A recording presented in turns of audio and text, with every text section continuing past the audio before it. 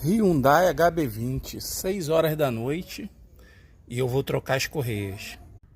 Correia de acessórios e correia de acessórios. Cada correia tem a sua função nas polias do motor.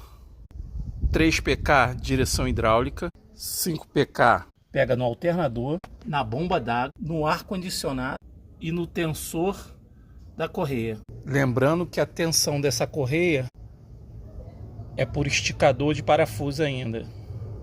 E olha que estamos falando de um carro 2019.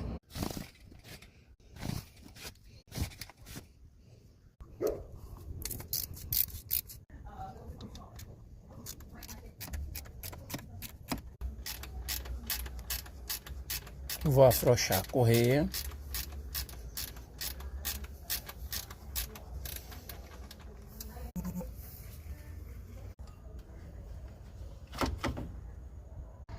Ao ressecamento da correia.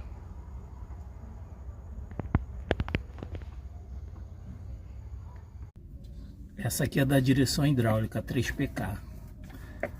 Vou estar retirando ela junto com a outra.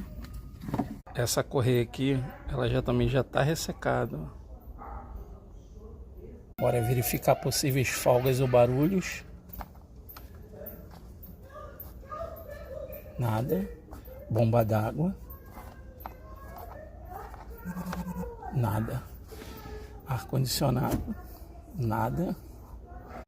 Bomba da direção hidráulica. Lembrando que esse carro ali não tem direção elétrica. A direção é hidráulica, com bomba de pressão de óleo. Vou estar instalando as novas correias.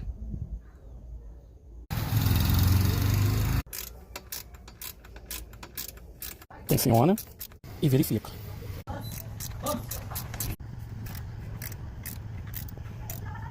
Uma já foi. Agora só falta da hidráulica. Tá aqui.